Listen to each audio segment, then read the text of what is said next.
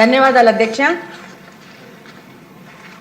ఈరోజు సోమిరెడ్డి అన్న గారు చెప్పిన విధంగానే రాష్ట్రంలోని ప్రతి ఒక్క నియోజకవర్గంలో గత ప్రభుత్వంలో ఈ యొక్క కాలువలను ఆక్యుపై చేసిన వ్యవహారం ప్రతి ఒక్క చోట ప్రతి ఒక్క నియోజకవర్గంలో జరుగుతోంది అధ్యక్ష. అందులో భాగంగానే కడపలోని పాలెంపల్లలో శిల్ప వాళ్ళు లేఅవుట్ వేశారు అధ్యక్ష.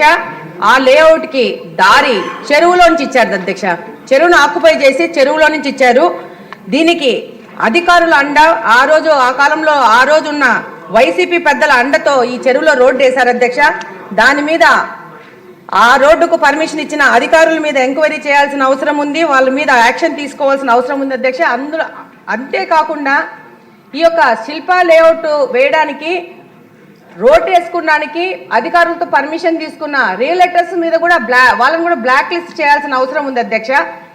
ఈరోజు బుడమేరు కథ మళ్ళా ప్రతి ఒక్క నియోజకవర్గంలో ఒక ఉపద్రవం లాగా వచ్చి మన నివాసం ఉన్న ప్రాంతాలు ముంచే విధంగా వీళ్ళు లేఅవుట్ వేయడం జరుగుతోంది అధ్యక్ష.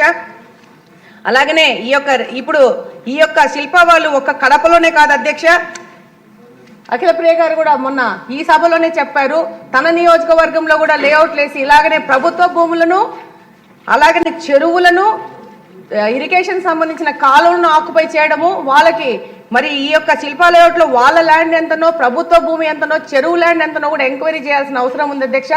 ఈ సభలో మీ ద్వారా మంత్రి గారిని కోరుకుంటున్నాను అధ్యక్ష. Thank you very much.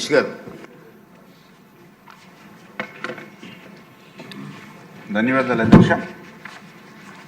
ఏదైతే పొట్టి శ్రీరాములు నెల్లూరు జిల్లా పరిధిలోని పెన్నా డెల్టాకు సంబంధించినటువంటి నదులు, వాగులు, మైనర్ ఇరిగేషన్ కాలువలు వంటి సహజ నీటి వనరులు ఏవైతే ఉన్నాయో వీటి పరిధిలో